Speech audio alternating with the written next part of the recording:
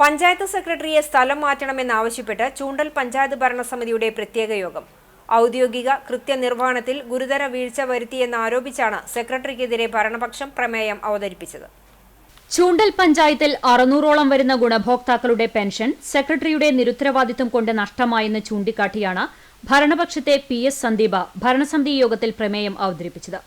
വിധവാ പെൻഷനും 50 വയസ്സ് പിന്നിട്ട അവിവാഹിതകളുടെ പെൻഷനും കൈപ്പറ്റുന്ന 600 പേർക്ക് 2023 സെപ്റ്റംബർ മാസത്തിൽ പെൻഷൻ ലഭിക്കുകയുണ്ടായില്ല.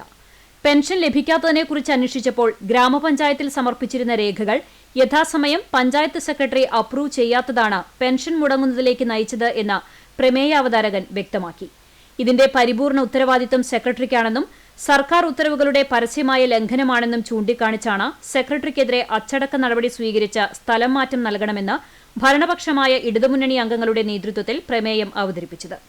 തുടർന്ന് സംസാരിച്ച panchayat vice president PT Jose സെക്രട്ടറിയുടെ ഭാഗത്തുനിന്നുണ്ടായത് ഗുരുതര വീഴ്ചയാണെന്നും ഐക്യകണ്ഠേന പ്രമേയം പാസാക്കണമെന്നും അഭ്യർത്ഥിച്ചു.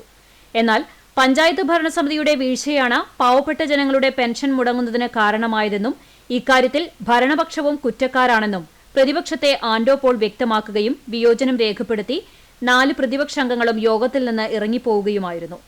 പഞ്ചായത്തിൽ സ്ട്രീറ്റ് ലൈറ്റ് പരിപാലനം ടെൻഡർ ക്ഷണിച്ചതിൽ ഏറ്റവും കുറവ് രേഖപ്പെടുത്തിയ സ്ഥാപനത്തെ ഒഴിവാക്കി 2ാം സ്ഥാനത്തുള്ള സ്ഥാപനത്തിന് ടെൻഡർ ഉറപ്പിക്കുന്ന നിലപാടാണ് ഭരണപക്ഷം സ്വീകരിച്ചത്. UDF അംഗങ്ങളും സെക്രട്ടറിയും ടെൻഡർ സ്വീകരിച്ച നടപടിയിൽ വിയോജിപ്പ് രേഖപ്പെടുത്തിയിരുന്നു.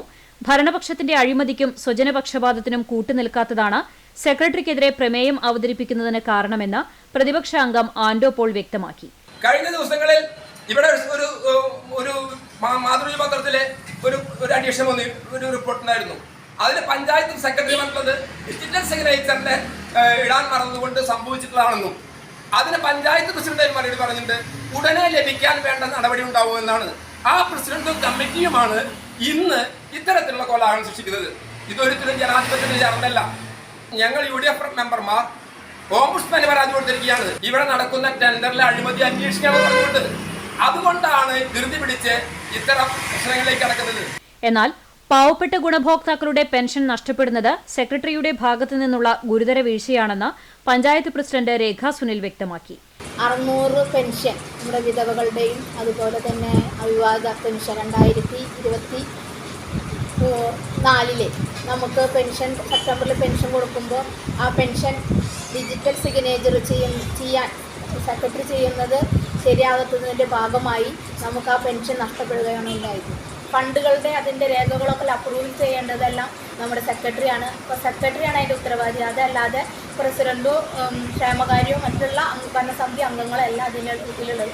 ജനങ്ങളെ പഞ്ചായത്ത് ഭരണസമിതിക്ക് എതിരാക്കാനുള്ള ബോധപൂർവമായ നീക്കമാണ് സെക്രട്ടറി നടത്തിയതെന്നും അതിനാലാണ് പ്രത്യേക യോഗം ചേർന്ന സെക്രട്ടറിക്കെതിരെ പ്രമേയം അവതരിപ്പിക്കേണ്ടി വന്നതെന്നും രേഖ കൂട്ടിച്ചേർത്തു. പഞ്ചായത്തിലെ ഗുണഭോക്താക്കൾക്ക് പെൻഷൻ ലഭിക്കാതിരിക്കാൻ മനഃപൂർവ്വമായി ഒന്നും ചെയ്തിട്ടില്ലെന്ന് ചൂണ്ടൽ പഞ്ചായത്ത് സെക്രട്ടറി KE ഉണ്ണി. 600ഓളം വരുന്ന പെൻഷൻ ഗുണഭോക്താക്കളുടെ പെൻഷൻ നിഷേധിച്ചുവെന്നാരോപിച്ച് സെക്രട്ടറിക്കെതിരെ ഭരണസമിതി യോഗത്തിൽ ഭരണപക്ഷം അവതരിപ്പിച്ച പ്രമേയത്തോട് പ്രതികരിക്കുകയായിരുന്നു പഞ്ചായത്ത് സെക്രട്ടറി. 50 വയസ്സിന് മുകളിൽ പ്രായമുള്ള അവിവാഹിതകൾക്ക് പെൻഷൻ ലഭിക്കുന്നതിന് വിവാഹിതരായിട്ടില്ല എന്ന സർട്ടിഫിക്കറ്റ് നൽകേണ്ടതുണ്ട്. ഇത്തരത്തിൽ ലഭിച്ച സർട്ടിഫിക്കറ്റുകൾ അപ്രൂവ് ചെയ്യുന്നതിലുണ്ടായ സാങ്കേതിക പിഴവാണ് പെൻഷൻ ലഭിക്കുന്നതിന് തടസ്സമായിട്ടുള്ളത്. സർക്കാരിനെയും ധനകാര്യ വകുപ്പിനെയും ഈ വിഷയത്തിൽ സമീപിച്ചിട്ടുണ്ടെന്നും സർക്കാർ അനുകൂല നടപടി സ്വീകരിക്കുമെന്ന് പ്രതീക്ഷിക്കുന്നതായും സെക്രട്ടറി പറഞ്ഞു. ഭരണസമിതിയിൽ പ്രമേയം അവതരിപ്പിച്ചതിൽ ഒന്നും പറയാനില്ലെന്നും പഞ്ചായത്ത് നിയമത്തിൽ അനുവദിക്കുന്നതാണെന്നും സെക്രട്ടറി KE ഉണ്ണി കൂട്ടിച്ചേർത്തു. ചൂണ്ടൽ പഞ്ചായത്തിലെ ആളുകളുടെ സെപ്റ്റംബർ മാസത്തെ പെൻഷൻ മാർച്ച് മാസം വിതരണം ചെയ്തപ്പോൾ 600-ൽ പരം ആളുകളുടെ പെൻഷൻ ലഭിച്ചിരുന്നില്ല.